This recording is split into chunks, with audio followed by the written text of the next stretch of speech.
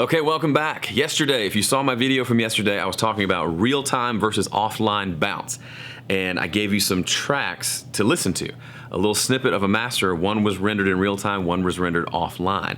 Well, today, I wanna show you which is which and talk through the differences and what I heard with my ears. I'd love to hear what you heard with your ears. If you haven't seen that other video or listened to the tracks yet, stop this video. There's a link in the description for the previous video. Go watch that one, go listen to the tracks, and then come back, and actually go read those comments, then come back to this video and we'll pick up where we left off. Okay, let's dive in and take a listen. Okay, I've got the files loaded into my session. Track number 1 is on top, track number 2 is on bottom. And I've inserted a single plugin on both. It's called Mix Tool. And this is just a utility tool in Studio One that allows me to invert the polarity of a given track. So as you can see, on the first track, it is set to doing nothing. And on the second track, it is set to invert the polarity. Why put it on both? Just to keep things exactly the same. I want both tracks to be identical as far as their level and processing and all of that. So I'm going to hit play and listen to what happens. Hopefully you've done this on your own, but if not, here's what it sounds like when you flip the polarity of one. Now the idea is if these were identical files, then we would hear nothing. For example, let me take this, this second file and let me duplicate it real quick. So these two tracks here should be identical. They are identical because I just made a copy of one. Now if I flip the polarity of one and not the other and hit play, we should hear silence when I hit play. You hear that? That's the sound of silence.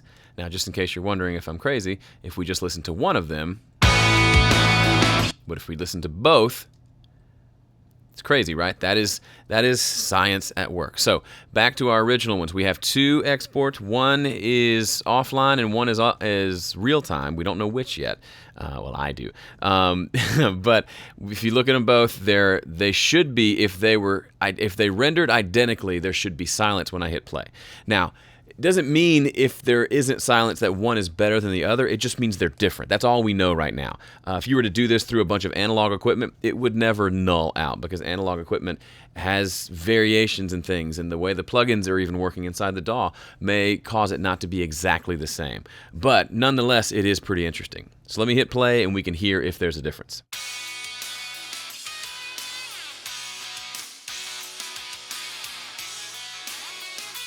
It's a lot more difference than I expected. I expected to hear like a little whooshiness, a little something here and there, but we're hearing quite a bit. Let me turn it up again so you can hear it.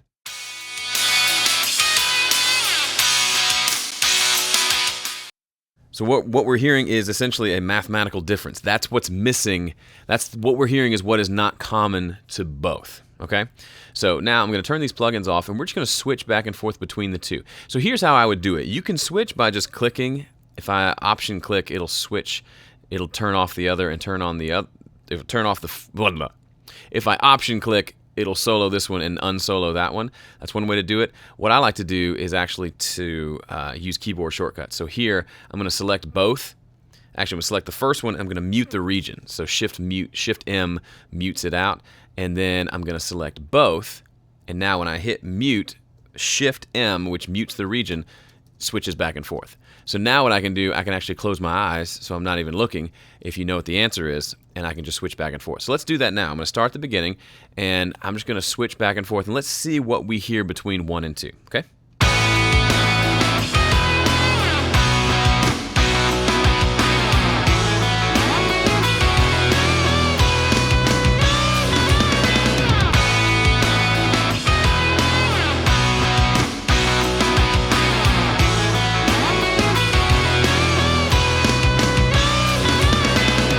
So it's not this earth-shattering, huge difference, especially if you're listening on YouTube. You may not hear much of a difference at all, which is why I provided the raw WAV files in the last video for you to download and check out. But I'm listening on speakers, and I've also got a decent set of headphones here that I can listen on, and there's a little bit of difference there. One feels a little brighter, and then there's something different in the low end. So let's listen again and pay attention to the extreme top end and then also the bass.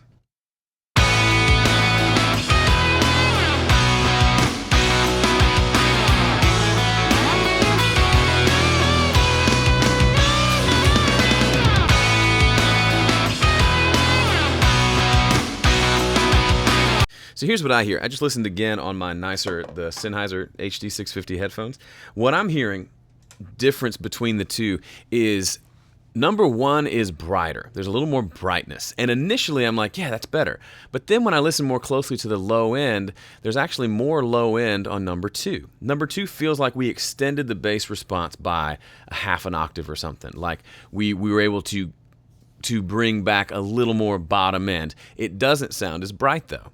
So which one's better? I don't know. I don't know if I think one's better than the other. I tend to like having more bass, but let's play it again with that in mind. Specifically, listen to the low end. When this bottom region flips to green, that's when you're listening to it. And listen to how it has, I know I'm totally guiding you now, but that's okay. Listen to how it has more low end. There's a deeper sounding bass to it.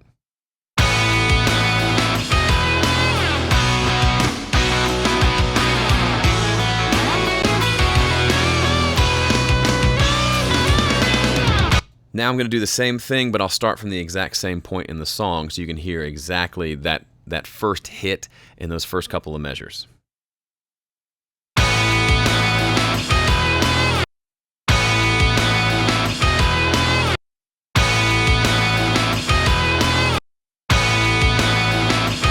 It's just a little deeper and a little fuller in the low end, and then the upper frequencies are a little brighter in the first one.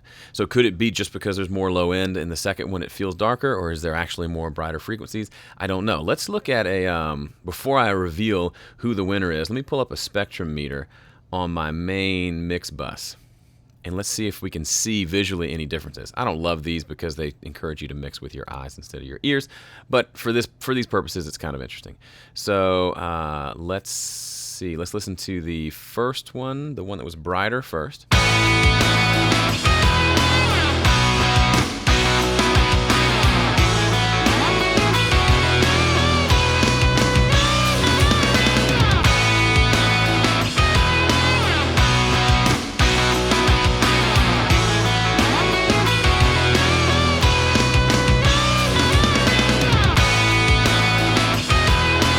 So that's not super helpful. If you watch this white line, and I'll zoom in and do it again, you'll notice a couple things. It's showing us more the average. That you'll see a little bit down here in like the 30 to 40 hertz range. You'll see it get a little louder on the second one, and then you'll see the upper frequencies go down a little bit on the second one. So what we're hearing with our ears looks like it's true. Let me do it again.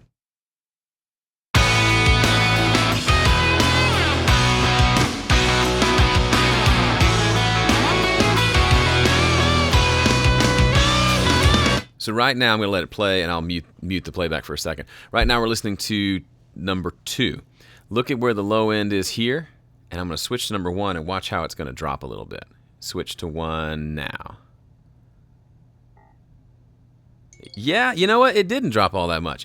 I'm feeling something. I'm hearing something. I'm not really seeing much there. Honestly, it was probably just a jump or a change in the song itself that did it. So disregard the whole spectrum meter. It didn't really tell us much, which I don't know if I expected it to or not. So those are the differences that I hear. Is one better than the other? That's really kind of a subjective thing, but let's go and look and see what the answer is. I'll type the answer out for you. Number 1 is, drum roll please. Boom. Number 1 is offline, and number 2, of course, is Realtime. Now, as I did this this was late one night in my studio, I sat here and I did this over and over and over, and I listened back and forth. And initially I thought, okay, I like the first one better because it was a little brighter. We tend to do this thing where if it's brighter and or louder, we like it better. But the more I listened, the more I had this sense as I would close my eyes and I would do this. I would have them both playing, and I would go like this. Close my eyes or look down at the floor and do this over and over. And then I would just keep my eyes closed, and I would just hit the button on my keyboard to switch back and forth. And I would just listen for what changes when I press the button. I did this probably like 15 minutes. And I eventually got to a point where, okay, there's one that's a little brighter, and the other one feels, for lack of a better term, more analog. It felt like it had a little more warmth and wasn't quite as crisp on the top end. It felt less digital. And I know I hate using those terms because they can mean lots of things, but it really did. The top one felt a little brighter and a little less warm, and the bottom one felt warmer and darker. I personally, after getting over the initial analysis of, I like the brighter one better, personally I like the darker one better. And that's how I tend to like to mix anyway. But both still sound good, but there definitely was a difference there. So what does that mean for me? I'm probably going to go start rendering in real time now, both my mixes and my masters. I know probably people are saying, Joe, you're an idiot. You should have been doing that all along. And maybe I am an idiot. And maybe I should have been doing it all along. That's what I'm going to do for a while. Because what we're hearing is if I get a big, beefy, awesome mix in the low end, and then I render it offline, what's happening? We've already noticed that just by rendering it a different way, we've taken out a little bit of low end. And so I'm going and listening in my car and on headphones or just in iTunes, and I'm hearing, that mix is a little too bright. Open up my mix, make some changes, and then I'm rendering it offline, which is going to make whatever those changes be a little bit moot. So if I go in and I boost the bass and lower the high end in my mix, and then I render it offline, well, what did we learn? We learned that offline render, at least in this one instance, caused it to have a little less bass and a little more top end. So I'm kind of working against myself. As opposed to rendering in real time where I'm hearing it, what I'm assuming is a more accurate representation of what's happening in the mix. So this is as nerdy as it's going to get with me, but I thought that was pretty interesting. Let's listen to it one more time before we call it a day.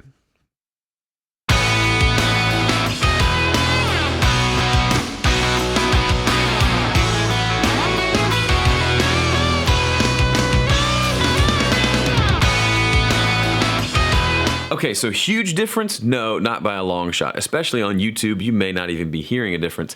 So go back and listen to the raw files. But there is a difference, and there is something there. When you're listening for it, you do hear it.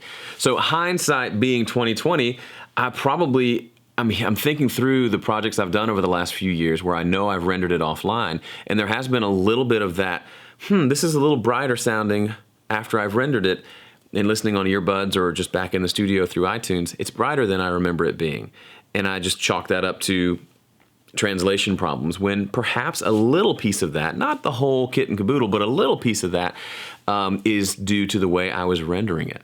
So that's super interesting to me, and I'll be probably reporting back to you moving forward to see how this experiment goes. There's value to rendering offline in the sense that it doesn't sound bad, and it does get the job done faster, and we're all trying to find efficiencies, but I'm starting to think maybe that's not a place where I find efficiency. I'll find efficiency elsewhere, but for now, I'm gonna be rendering in real time and see what kind of results I get. Well, that wraps up this little two-part experiment. Thanks for hanging out with me and testing it yourself. I'd love to hear your thoughts below. And if you haven't checked out my VIP membership yet, please do. Head over to homestudiocorner.com/VIP. See if it's right for you. I bet it's right for you. You should join us today. All right, see ya.